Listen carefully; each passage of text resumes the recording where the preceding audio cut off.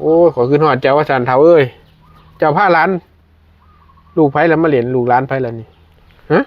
อันนี้ลูกข่อยได้เท่าฮะโอ้ย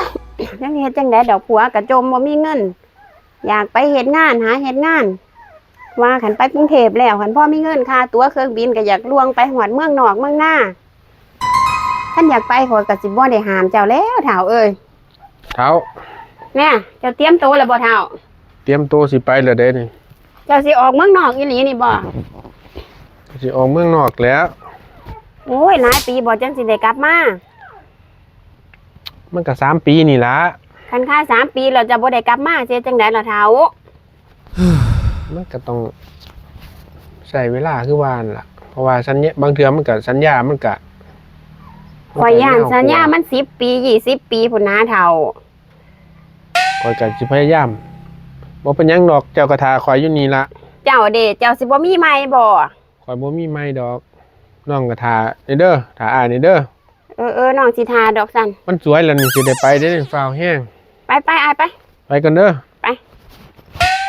โอ้ยนี่ก็ผ่านไปหลายปีแล้วลูกได้ผัวใหม่ลูกก็จนใหญ่แต่ว่าผัวผู้อยู่เมืองนอกนั่นยังบ่ทันหูอยู่ว่าทั้งว่าเมียนี่ได้ผัวใหม่บัดหาเขากลับมาสิเฮ็ดจังไดเนาะสิบอกเขาว่าจังไดดีเนาะนี่เนาะเฮ็ดจังไดลูกอีนางได้มาหน่อยมาไม้หนักบ่ข่อยมาแล้วเฒ่าข่อยมาแล้วจะมาโอ้ยซ้ำข่อยสิได้มาได้โอ้ยข่อยขึ้นฮอดเจ้าว่าซั่นเฒ่าเอ้ยข่อยแล้วว่าแต่เจ้าสิบ่มาหาข่อยแล้วบ่มาจังได๋ข่อยเก็บเงินได้พี่บักหลายนึงจนสิพอล้านน่ะข่อยก็ฟ้ามาหาลูกหาเมียแหละมันเบิดสัญญาพอดี4 ปี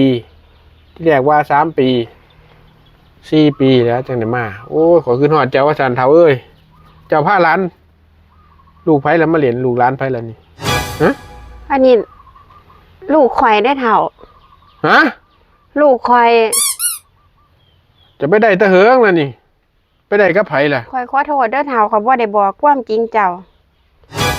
ข่อยคือแต่ว่าแต่เจ้าสิบ่มาจักเทื่อข่อยก็เลยข่อยเหงาน่ะข่อยบ่มีหมู่